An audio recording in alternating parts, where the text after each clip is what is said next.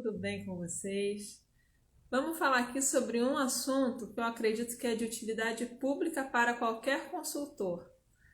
Objeções, mas não são aquelas objeções que a gente conhece, não, são umas objeções assim que o cliente não fala e que podem estar tirando oportunidades de ouro, tanto para os consultores de fecharem novos negócios, como para clientes também que estão deixando de evoluírem as suas empresas, porque consultores não sabem combater essas objeções. Então, vamos falar sobre isso. Eu ontem tive uma reunião comercial que foi assim, quente. Como é que foi? É uma empresa que eu estou tratando desde outubro e que eu recebi uma proposta para começar em abril. Eu mandei mensagem em dezembro, porque a princípio a promessa era de que começaríamos em janeiro. Mandei mensagem em dezembro e tive um retorno de que poderíamos começar a conversar, mas que a previsão seria para a gente começar em abril. E aí foram várias questões ali que eu percebi que estava acontecendo alguma coisa que não estava querendo ser dita. E aí eu consegui pescar 4 objeções que o dono e um líder tinham, que estavam fazendo com que eles não começassem de jeito nenhum. E eu vim trazer elas aqui para vocês, para que a gente consiga, primeiro, identificar e, segundo, entender como que a gente pode combatê-las. Porque a objeção a princípio não é um não, né? Quando a gente fala de objeção, vocês sabem o que é objeção, gente? Para começar, vamos começar pelo início. Se vocês têm alguma dúvida sobre o que é objeção, só coloca aqui no comentário que aí eu explico, tá? Mas basicamente, objeção é alguma ideia contrária que a pessoa tenha que faça com que ela não esteja 100% convencida da compra e aí ela não contrate, tá? Então, essas 4 objeções que eles trouxeram, quando a gente conseguiu conversar com elas, sobre elas, aí sim a reunião deslanchou e a gente conseguiu fechar contrato. Então eu vou começar contando aqui sobre a primeira objeção, que foi a seguinte.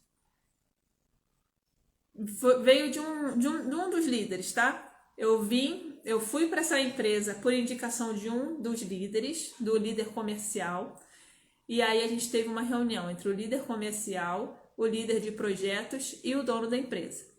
O líder de projetos trouxe a seguinte objeção. Existe uma confusão, ele acreditava que eu estava confundindo os conceitos de projetos e processos. Existe uma confusão, olha só a objeção dele, existe uma confusão entre projetos e processos. Quem trabalha com projetos começa tudo do zero, então não precisa de processos porque não faz sentido. E aí, eu respondi dessa forma. Primeiro eu validei todas as outras coisas que ele disse, para a gente não bater de frente, né? Existe essa regra de convivência. A pessoa falou alguma coisa que você discorda, procura várias outras coisas que você concorda, mesmo que mínimas, e valide todas essas coisas antes de você colocar o que você discorda. E quando for colocar o que você discorda, coloque de uma forma gentil e aberta para a conversa, né? E aí eu validei tudo que eu concordei com ele, mas eu discordei de uma mínima coisa. Quem trabalha com projetos também precisa de processos. Por quê? Porque embora cada projeto seja diferente, porque o cliente é diferente, ainda assim existe uma sequência, existe um passo a passo. Mesmo que essa sequência seja a sequência de início e de final do projeto. Como vocês começam o projeto, como vocês fazem o planejamento, como vocês fazem o briefing, como vocês percebem quais são as pessoas que vão precisar dentro daquele projeto, tudo isso é um processo. Da mesma forma como você encerra esse projeto, também tem como que você presta conta, como você encerra o contrato, se você faz uma apresentação ou não faz, e se sim, como faz, tudo isso faz parte de um processo. E aí eu dei o exemplo da minha consultoria. Consultor trabalha por projeto.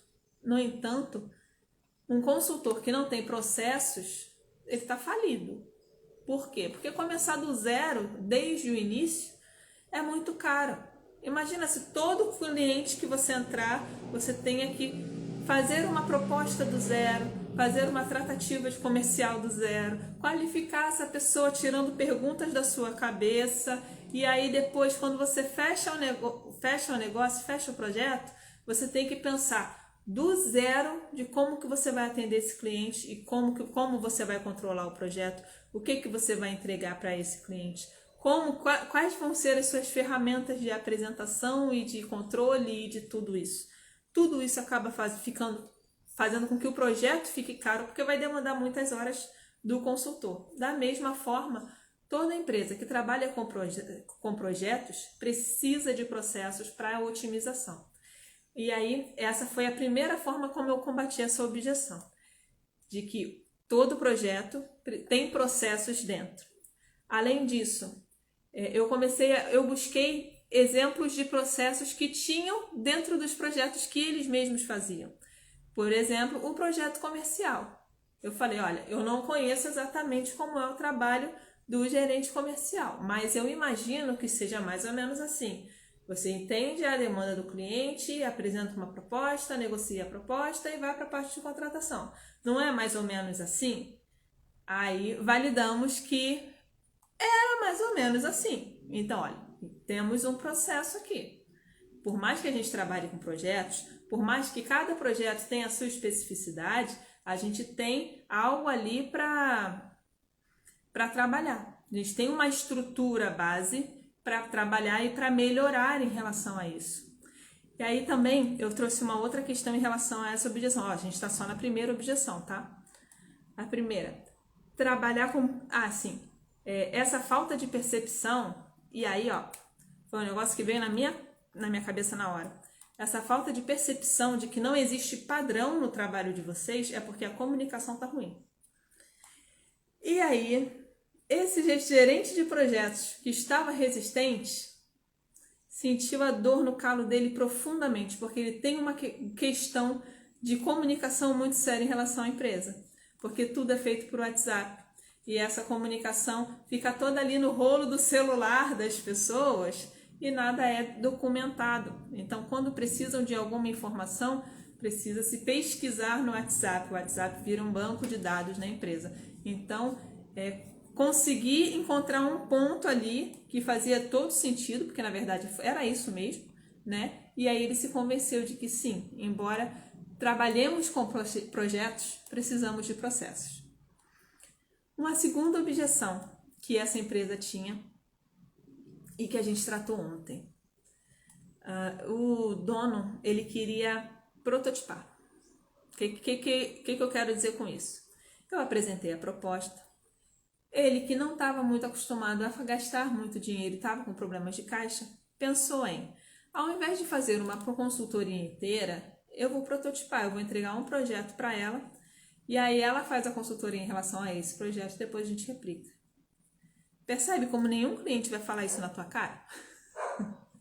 Nenhum cliente vai chegar e vai ser sincero e falar, olha, eu não quero pagar tudo que você está me cobrando não, eu quero que você faça uma partezinha para eu ver o que é, e aí depois, se eu gostar ou se eu ver necessidade, eu repito.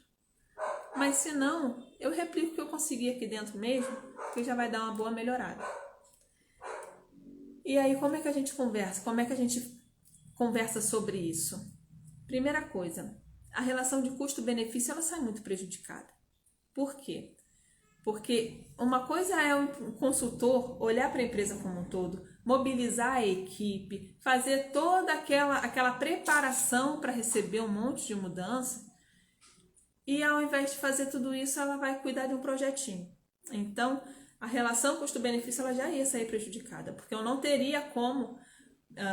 suponha que a empresa tivesse 10 projetos simultâneos, eu não teria como cobrar 10% do trabalho, né? Então, ficaria mais caro. A minha quantidade de horas de trabalho seria praticamente a mesma. Então, essa relação não ia valer a pena. Sem falar que a quantidade de processos que nós não contemplaríamos seria grande. Por exemplo, prestação de contas semanais, alinhamento de indicadores.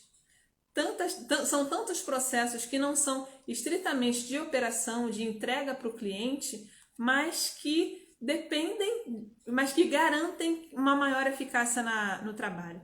Então, isso também não seria contemplado. E aí a gente percebe que uma coisa, o papel do consultor, ele não é de ser gerente de projeto, né? O que ele estava querendo era me deslocar da minha função.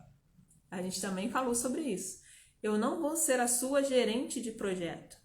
Eu não vou ser a gestora deste projeto.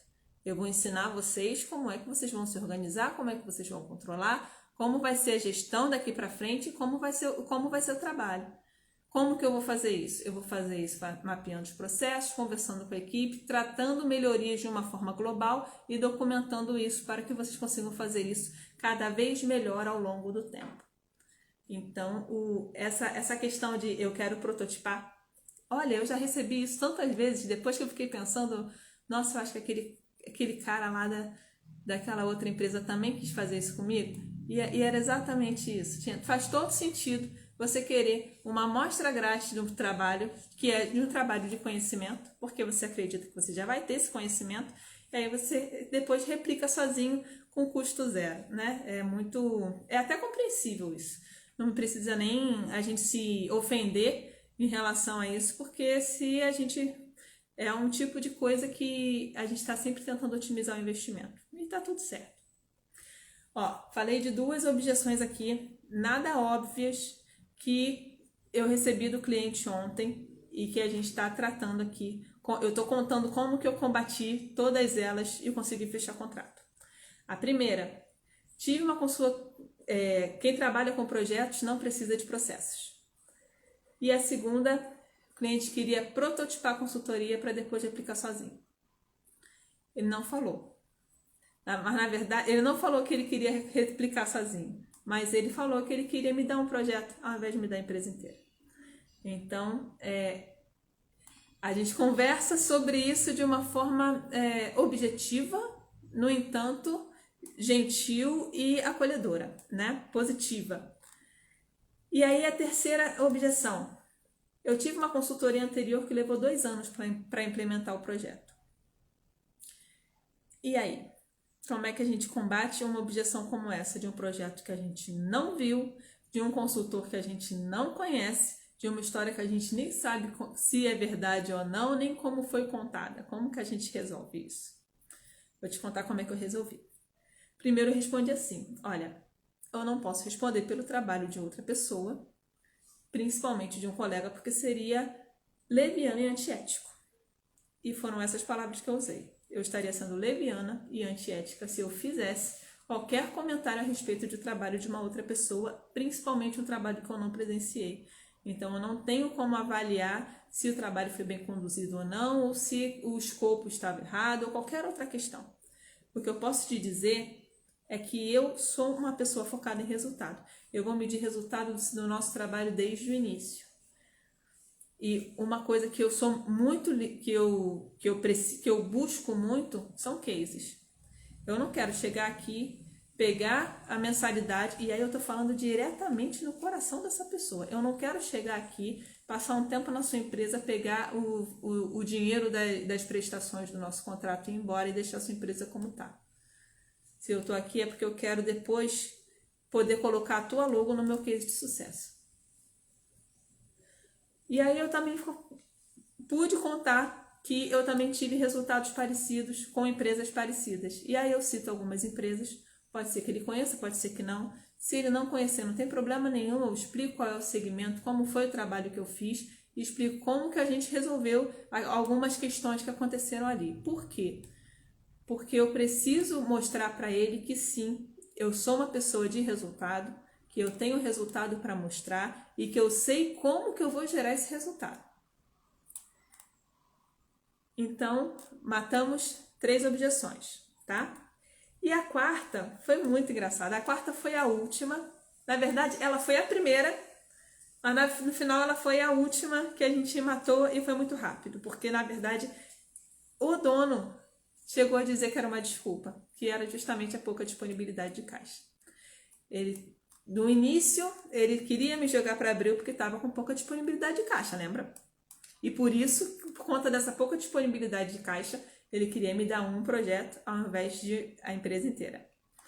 E aí, como que a gente resolveu isso? Depois de ter resolvido todas as outras, essa aí foi a mais frágil, porque a gente resolve muito rápido, é muito fácil. Tá, você está com pouca disponibilidade de caixa, como que a gente pode negociar isso? Eu já te apresentei minha proposta. Já que você gostaria de começar em abril, porque em abril você está mais folgado, quer aliviar essas duas primeiras e jogar esse valor para mais tarde? A gente coloca no contrato, tá tudo certo. Foi isso. E acabou assim. Super rápido, super fácil. Mas por que foi rápido e fácil? E é isso que eu quero que vocês entendam. A objeção de não ter dinheiro pode ser que realmente a pessoa esteja endividada, esteja muito, muito, muito mal. Ou pode ser que ela esteja uma desculpa, como ele mesmo falou, ele usou essa palavra. Na verdade, a questão do caixa é e não é uma desculpa. Foi assim que ele disse.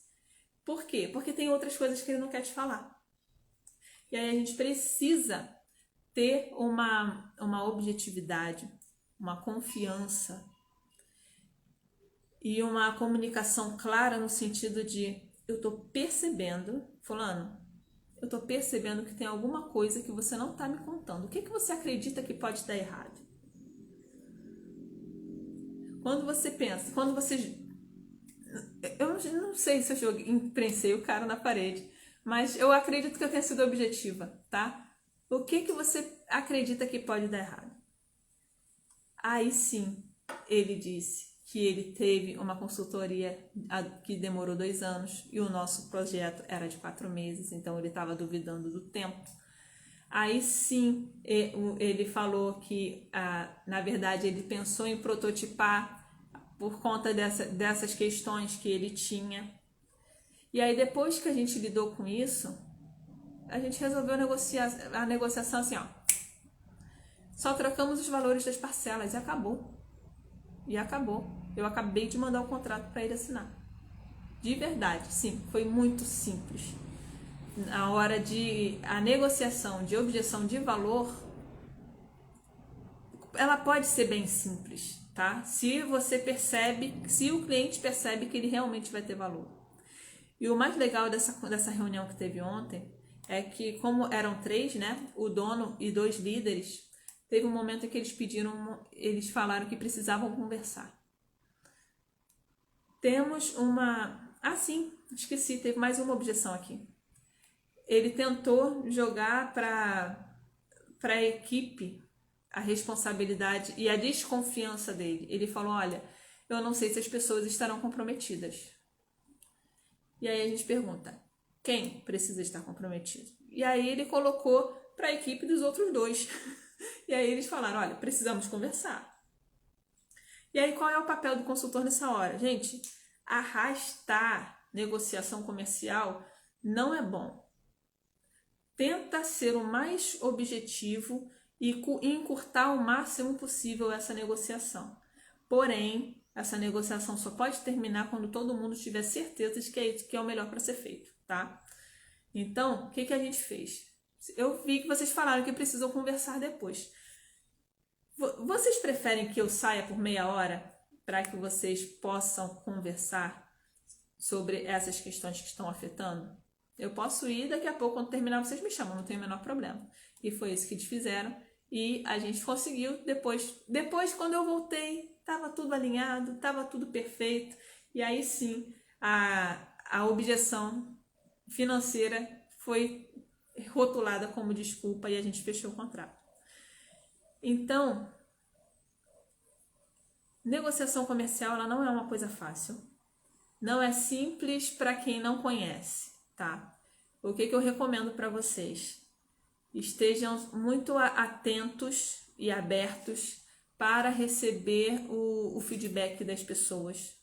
Porque essas pessoas elas não estão ali tirando o seu crédito em momento nenhum. Quando ele quis prototipar a consultoria, na verdade ele estava pensando em economizar, ele não estava pensando em me desvalorizar. Quando o líder disse que quem trabalha com projetos não precisa de processos, ele estava falando uma crença que era dele. Ele não estava falando nada a respeito do meu trabalho. Ele não estava querendo dizer que o meu trabalho não funciona. E quando ele falou também que ele já teve um consultor por 2 anos, ele não estava duvidando de que de que eu geraria resultado ou não. Ele não estava duvidando da minha competência. Mas ele estava se sentindo inseguro por uma falta de elementos que fizessem com que ele tivesse controle do que estava acontecendo e de quem que ele estava contratando.